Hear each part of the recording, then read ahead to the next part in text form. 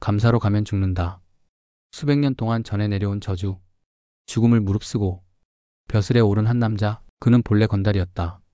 대들보 위엔 정체불명의 지네가 꿈틀거리고 고목 속엔 파랑새가 날아든다. 그리고 황후, 날마다 야위는 그녀의 몸속엔 무언가 인간이 아닌 것이 숨쉬고 있었다. 진실을 알게 된 순간 그는 영웅이 될 것인가?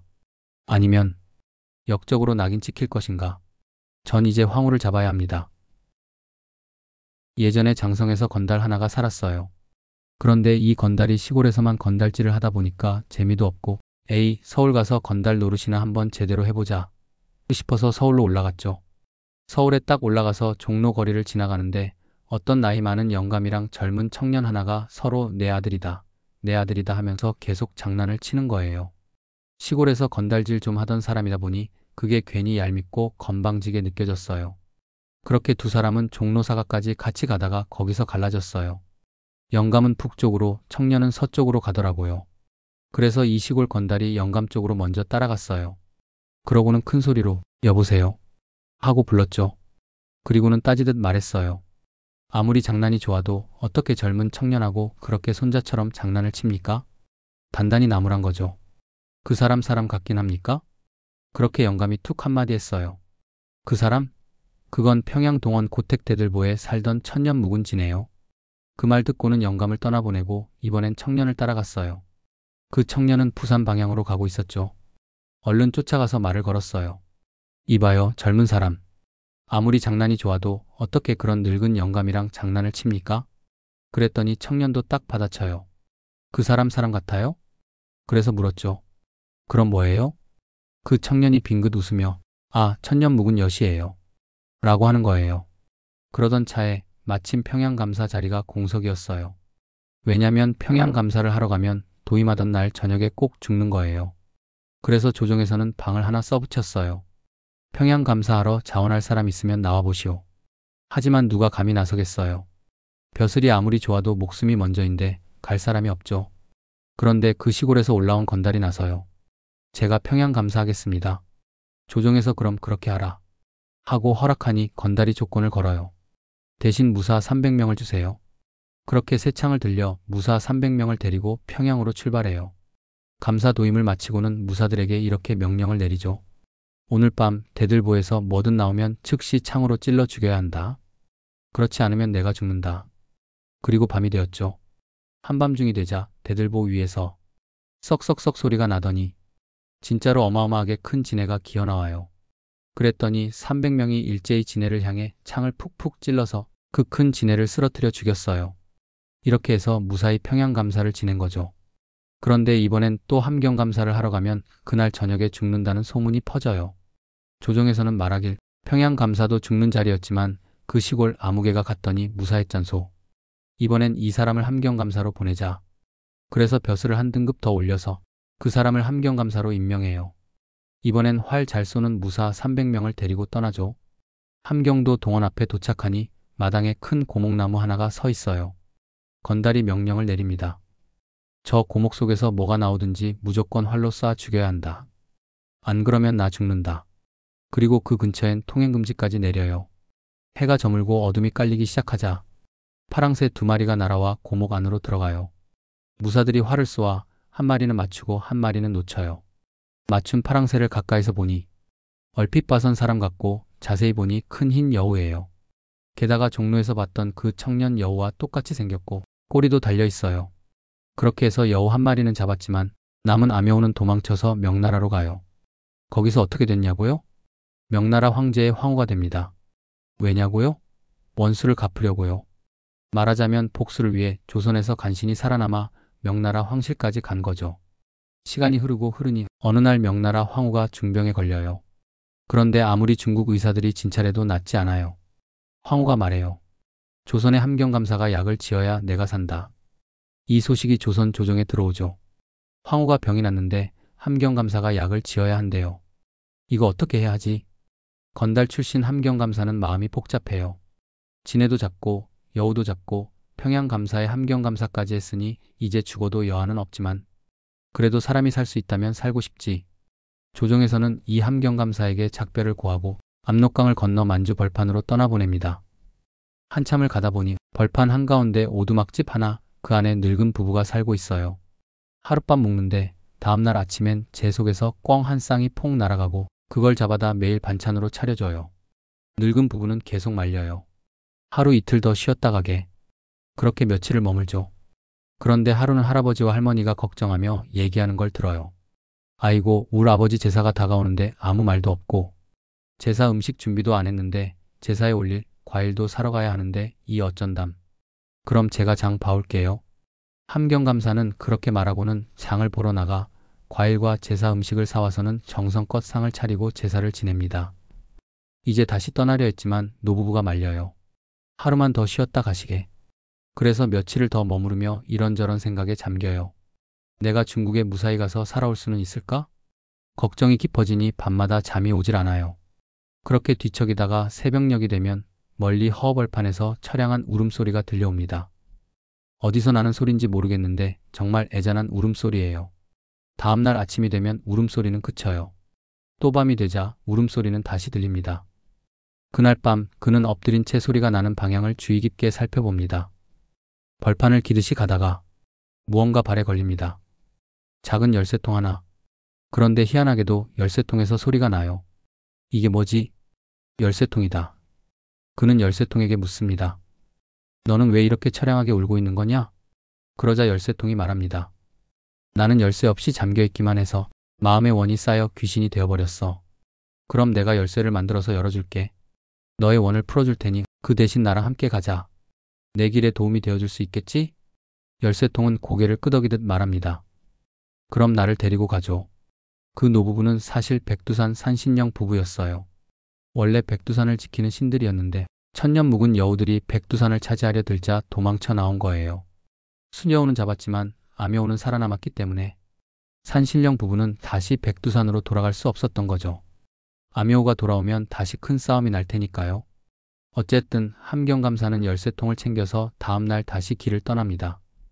이전 길을 되짚어가며 열쇠점을 찾아가 열쇠를 맞추고 쇳대를 딱 맞춰 끼우자 열쇠통이 딸깍하고 열립니다. 그 안에서 무언가 번쩍. 그건 요괴를 잠재울 수 있는 힘이 담긴 신령한 부적이었어요. 그걸 주머니에 넣고 다시 길을 나서죠. 다시 노부부에게 작별 인사를 하고 떠나려 하자 노부부는 정성스레 무쇠솥에 산삼을 넣은 동산밥을 지어줍니다. 무쇠솥에서 한 밥이라 그런지 아주 기운이 든든하게 나요. 그렇게 중국 땅에 도착했는데 이미 소문이 퍼져 있었어요. 조선에서 명의가 온단다. 황후의 병은 그 사람만이 고칠 수 있다더라. 황후는 병색이 완연하고 얼굴은 헬쑥하게 말라 있었죠. 하지만 그녀는 속으로 이렇게 생각하고 있었어요. 저 사람은 내 원수다. 저 사람이 와도 나는 죽은 척을 하며 복수하리라. 그러면서 자결까지 하겠다고 선언해요. 다 짜여진 복수국이었던 거죠. 함경감사는 마침내 황후를 진찰하기 위해 황궁으로 들어갑니다. 그러자 주머니 속에 있던 쇠통이 말해요. 석 달 말미를 주세요. 그래서 그는 황후 진맥은 석 달 후로 미루고 그동안 시간을 벌어요. 마침내 석 달이 지나고 진맥을 하게 됩니다. 하지만 진맥을 한다고 해서 환자의 손을 직접 잡는 건 아니었어요. 황후의 손목에 실을 묶고 실 끝을 바깥에서 잡고 맥을 짚는 방식이었죠. 이건 조선에서도 간혹 쓰던 방식인데 중국 황실에서는 더 엄격하게 이렇게 했던 모양입니다. 그런데 황후는 속으로 이렇게 생각했죠. 함경감사 저 사람 보통 영리한 사람이 아니다. 혹시라도 내가 여우라는 걸 눈치채면 오히려 내가 먼저 죽을 수도 있어. 그래서 황후는 슬쩍 꾀를 부립니다. 자기 손에 묶어야 할 실을 문턱 옆에 있는 물건에 몰래 묶어 놓은 거예요.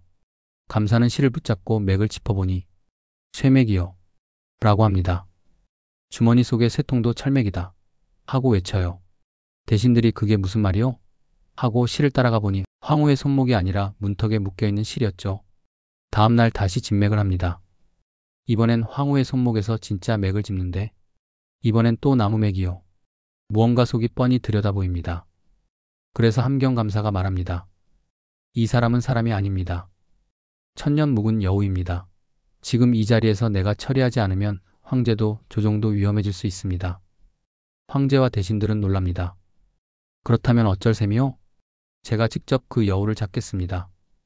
그래서 함경감사는 조용히 산신령 부부가 쥐어준 동산밥을 먹고 기운을 차립니다. 그리고 무거운 철퇴 하나를 준비해 황후의 처소로 향합니다. 문을 꽉 닫아 잠그고 방 안에 고춧잎을 피워 연기를 자욱하게 만듭니다. 그러자 곧 황후가 기침을 하며 몸부림을 치더니 하얀 털이 일더니 백여우의 모습으로 변합니다. 눈앞에서 황후가 천년 묵은 여우로 변한 거예요. 하지만 문은 잠겨 있고 중국 조정의 대신들은 방 밖에서 벌벌 떨고 들어오지 못하죠. 그 사이 함경감사는 철퇴를 휘두르며 여우와 사투를 벌입니다. 팍, 탁, 퍽. 무려 한참을 싸운 끝에 마침내 여우를 때려잡습니다. 그제야 문을 열고 밖으로 나와 말합니다. 겉모습은 황후였지만 실은 천년 묵은 여우였습니다. 중국 조정은 고민에 빠져요. 이 사람은 황후를 죽였지만 동시에 나라를 구했어 어떻게 해야 하지? 결국 이렇게 결정합니다. 여우를 잡은 공은 크지만 황후를 죽인 죄도 있다. 그래서 공과 죄를 따져 3년의 옥살이를 명한다. 그렇게 함경감사는 3년 동안 감옥에 갇히게 됩니다. 최남석 씨가 들려준 건달의 기막힌 출세담은 여기서 끝이 납니다. 그러나 여우 같은 꾀와 술수를 지닌 사람들은 과거뿐 아니라 지금 이 시대에도 여전히 우리 곁에 존재하지요. 그래서 편집자는 이 이야기에 조심스레 다음과 같은 작은 여운을 더해봅니다. 그 후 함경감사는 벼슬길을 완전히 접고 전국 방방곡곡을 돌아다니며 여우 퇴치 전문가로 유명해졌답니다. 그의 명함엔 이렇게 적혀 있었죠. 잡지 못한 여우 끝까지 책임집니다.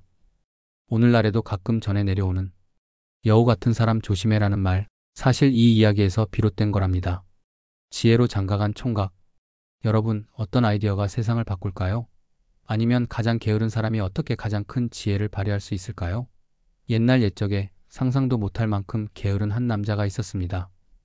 이 남자는 절대 일을 하지 않았고 어머니는 하루하루 힘들게 일을 하며 그를 돌보았습니다. 그런데 이 게으른 남자가 어떻게 해서 부자가 될 수 있었을까요? 이 이야기 속에서 찾아볼 수 있는 한 남자의 지혜와 꾀를 함께 만나보시죠. 옛날에 게으름이 말도 못하게 심한 한 남자가 있었다. 이 남자는 일을 하기는커녕 날마다 자빠져 놀기만 했다. 그런데 그의 어머니는 품을 팔고 품앗이를 하면서 어렵게 살았다. 하루는 어머니가 아들에게 집 한 뭇을 주면서 말했다.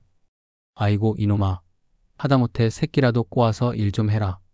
그러자 마지못해 새끼를 한 솔 꼬았다. 하지만 그것도 잠시. 이 남자는 그 새끼로 올가미를 만들어 삼봉우리에 줄줄이 매달아 놓고는 배 깔고 또 누워버렸다. 그렇게 며칠을 자빠져 있다가 우연히 빨간색의 빗궁새, 비쿠니 꿍새 한 마리가 올가미에 걸려버렸다.